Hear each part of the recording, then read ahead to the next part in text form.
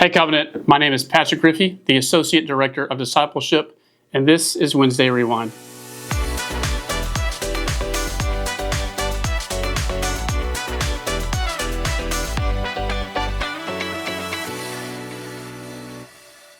This past Sunday, Pastor Darren continued in our ongoing series, I Quit. And what we looked at this past week is I quit worrying about the past. I quit dwelling on the past. I quit living in the past. I don't know about y'all, but I think about this every time I add someone on Facebook. Anytime someone from high school or college requests me or I requested them, the thought goes through my mind, man, what do they think about me now? Especially when they see that I work at a church.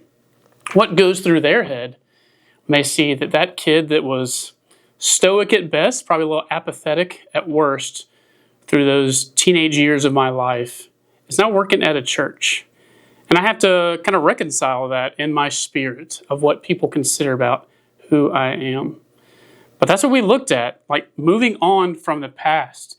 And then I have to consider at times too, like I would pray that the Lord can use that as a wonderful testimony to the work that He has done in my life. That the person that I was before does not define who I am now. And that God can use even the worst of us for His glory. It reminds me a little bit about the story of Paul's conversion. He's on the road to Damascus, where he is going to persecute Christians. That's what he's done. He has imprisoned, he's beaten, he has done terrible things to these people that call themselves Christians. And along the road to Damascus, he's stricken with blindness. And the Lord calls out to him and says, Saul at the time, Saul, why are you persecuting me? And what happens is that Saul is then told to go to a follower of Jesus named Ananias.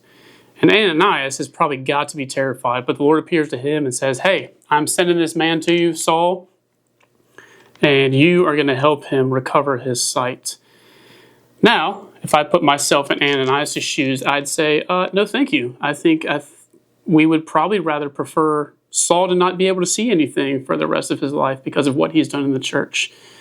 But Ananias is following the Lord's lead, and what he does is he helps to heal Saul, and he ministers to him, and he teaches more about the gospel to him. And because of that, we have 33% of the New Testament written by this incredible apostle, Paul.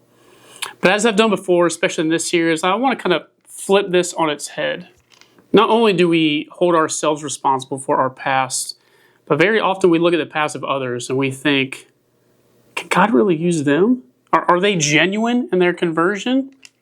Not to get overly political, but I've had my own kind of reconciliation with the death penalty because of this. If we are Christians and we believe that no one is beyond redemption, especially as I just talked about the Apostle Paul, and in his former life as Saul, he is killing Christians. He is abusing them. He's imprisoning them. He is doing his best to destroy this new movement that Jesus Christ started. If we believe that God can use someone like the Apostle Paul, formerly Saul, for His glory, what is to say that someone who committed a terrible crime in their life cannot be transformed by the power of Christ? None of us are beyond redemption. Now, I have no doubt that there are people in your life that have probably done terrible things to you. There are people in my life that have done awful things to me, and I've been on the other side of that. I've done horrible things to other people. I want to read a story from Matthew's Gospel. And this is Jesus, and he's talking about the parable of the workers in the vineyard. It's a longer parable, but I'm going to read it and then break it down a little bit. This is Matthew 20, verses 1 through 16.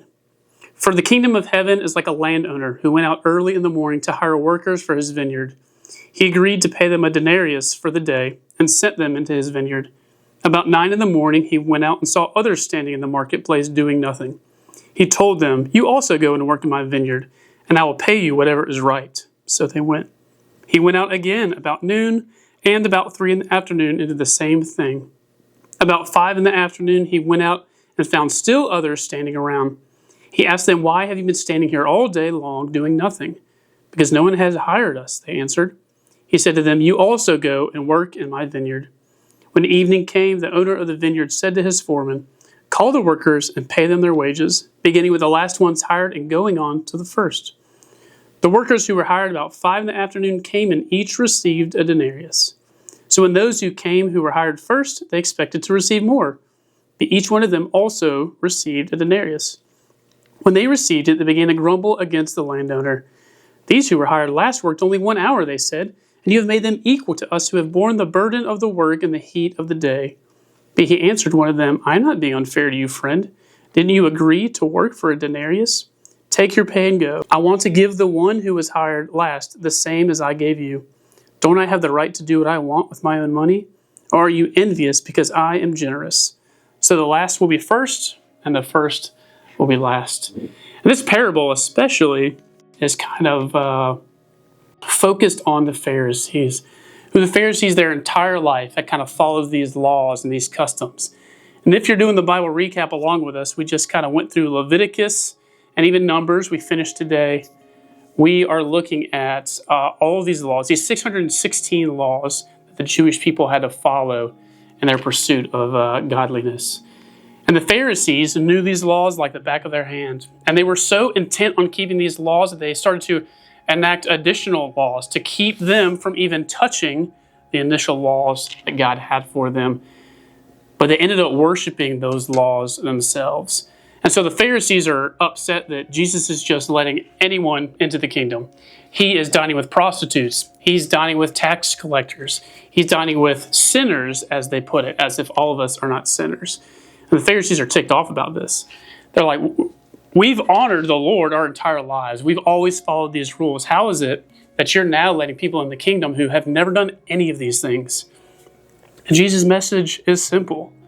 No one is beyond redemption. They are getting the same reward that we all get. So whether you've been faithfully pursuing the Lord your entire life or you're just now starting out on this journey, welcome to the church. We're glad to have you, and we're glad that you are along for the ride. For you as an individual, I pray that your past does not define you, that you're not worried about what has happened before in your life. And for us as a church, man, we should be welcoming people in who have dark pasts. I read one time that the best saints are former sinners, and we're all still sinners. But at the same time, those people that have walked in darkness can so much more appreciate the light. And so that's my prayer for you, that you would be able to forgive others who have wronged you or have wronged the church as they walk into this, that you also be able to forgive yourself. Because if you are in this journey with Christ, if you accepted the penalty that He paid for your sin, He's forgiven you. And I pray that you will forgive yourself as well.